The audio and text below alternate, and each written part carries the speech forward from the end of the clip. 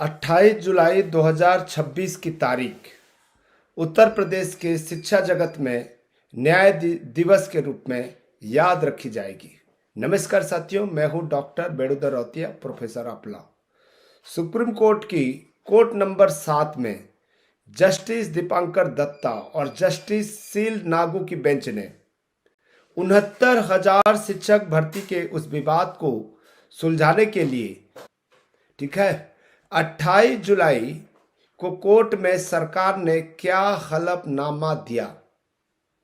ठीक है, 8,270 अभ्यर्थियों की नए लिस्ट का गणित क्या है, और सबसे बड़ी बात, क्या कार्यरत, ठीक है, कितना 67,867 शिक्षकों की नौकरी सुरक्षित है। आज के वीडियो में मैं आपको इस केस का पूरा इतिहास और वर्तमान आदेश दोनों तर्क और तथ्यों के साथ में समझाऊंगा। वीडियो को अंत तक देखें। दोस्तों, एक तरफ सुप्रीम कोर्ट में टेट की अनिवार्यता पर क्यूरेटिव पिटीशन लगा हुआ है, दूसरी तरफ वही सुप्रीम कोर्ट में है 28 जुलाई का ऐतिहासिक आदेश आया हुआ है। साथियों, 28 जुलाई को कोर्ट में सरकार ने एक बहुत बड़ी पेशकश की है, जिसे सुप्रीम कोर्ट ने स्वीकार कर लिया है। इसके मुख्य बिंदु को समझिए। पहला, कार्यरत शिक्षकों की सुरक्षा। सरकार ने हलफनामा देकर साफ कर दिया है कि 2020 से काम कर रहे, ठीक है, लगभग 68,000 शिक्षकों को पद से हटाया नहीं जाएगा।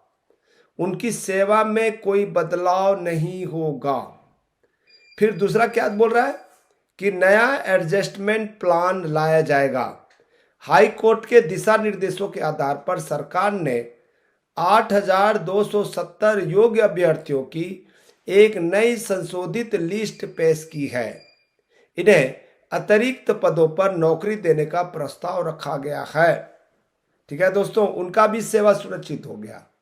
और अनुच्छेद 142 का प्रस्ताव समझिएगा। जस्टिस दीपांकर दत्ता की बेंच ने कहा कि यदि सभी पक्ष इस एडजस्टमेंट प्लान पर सहमत होते हैं तो कोर्ट अनुच्छेद 142 के तहत कंप्लीट जस्टिस करते हुए इस विवाद को हमेशा के लिए समाप्त कर देगा।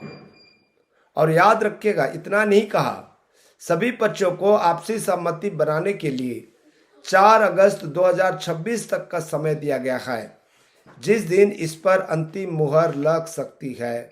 यानी कि सहमति करना है जो टीचर हैं, जो नियुक्त हैं, और इसके अलावा जिनकी नियुक्ति नहीं मिली है, और फिर राज्य सरकार है, ठीक है, ये सब लोग यदि सहमत हो जाते हैं तो 4 अगस्त को अंतिम फैसला आ जाएगा। सुप्रीम कोर्ट अनुच्छेद 142 का प्रयोग करके समाधान बता देगा।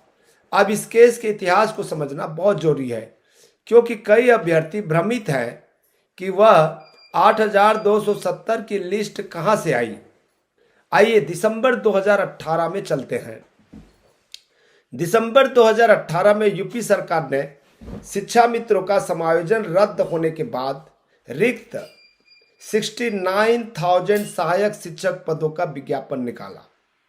पहले शिक्षा मित्र काम करते थे, ठीक है, उनको जो है सरकार, उनको शिक्षा मित्र को जो है रेगुलर करने की बात बोला गया, बाद में उसको रद्द कर दिया गया, और उसके बाद में फिर विज्ञापन निकला। जनवरी 2019 लिखित परीक्षा हुई। विवाद तब शुरू हुआ जब सरकार ने सामान्य वर्ग के लिए 65% और आरक्षित वर्ग के लिए 60% कटऑफ तय कर दिया। ठीक है, याद रखिएगा, यानी कि अनरिजर्व कैटेगरी के लिए 65% लाना है लिखित परीक्षा में, और जो SC ST OBC वालों के लिए 60% कटऑफ तय किया गया। ठीक है, फिर जून 2020 में कानूनी बाधाओं के बाद में 67,867 अभ्यर्थियों की पहली चयन सूची जारी हुई और उन्हें नियुक्तियां दे दी गई। अब ये जो आरक्षण विवाद है, 6,800 की लिस्ट, आरक्षित वर्ग यानी कि SC ST OBC के मेधावी छात्रों ने आरोप लगाया कि उन्हें सामान्य श्रेणी में माइग्रेट होने का लाभ नहीं मिला। आंदोलन के बाद जनवरी 2022 में सरकार ने विसंगति सुधारते हुए 6,800 अभ्यर्थियों की एक अतिरिक्त सूची जारी की। याद रखिएगा, जो SC ST OBC के जो कैंडिडेट होते हैं, यदि वो अनरिजर्व कैटेगरी के बराबर अंक लाते हैं तो वहां एडजस्ट करना होता है, उनको भी एक अनरिजर्व कैटेगरी की तरह बिहेव करना पड़ता है। अब सामान्य वर्ग के अभ्यर्थियों ने इस 6,800 की सूची को चुनौती दी। मार्च 2023 में हाईकोर्ट की सिंगल बेंच ने इस सूची को रद्द कर दिया और मूल लिस्ट की समीक्षा करने को कहा। ठीक है, अब अगस्त 2024 में हाईकोर्ट की डबल बेंच ने पूरी 69,000 भर्ती की मेरिट लिस्ट ही रद्द कर दी और 3 महीने में नई लिस्ट बनाने का आदेश दिया। देखिए कैसे बदलते चला जा रहा है। तो ये मामला जो है सुप्रीम कोर्ट का हस्तक्षेप हुआ।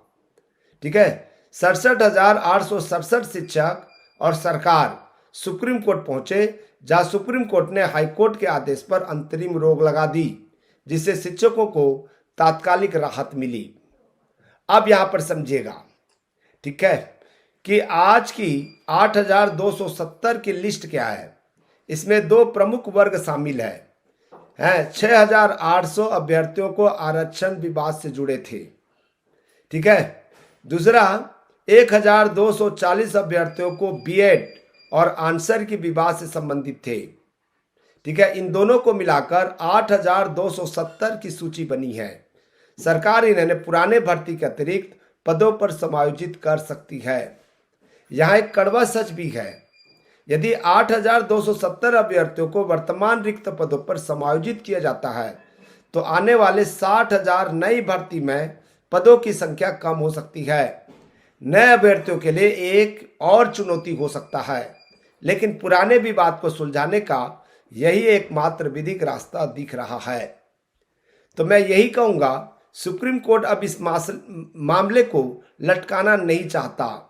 अनुच्छेद 142 का प्रयोग करके कोर्ट उन सभी योग्य अभ्यर्थियों को न्याय देना चाहता है जिन्होंने 8 साल तक संघर्ष किया। 31 जुलाई तक सभी पक्षों को अपनी सहमति एडवोकेट मनदीप कालराज जी को ईमेल करनी है। 4 अगस्त को जब कोर्ट दोबारा बैठेगा तो उम्मीद है कि 69,000 परिवारों को स्थायी मानसिक शांति मिलेगी। कमेंट सेक्शन में बताएं, क्या आप सरकार की इस पहल का स्वागत करते हैं।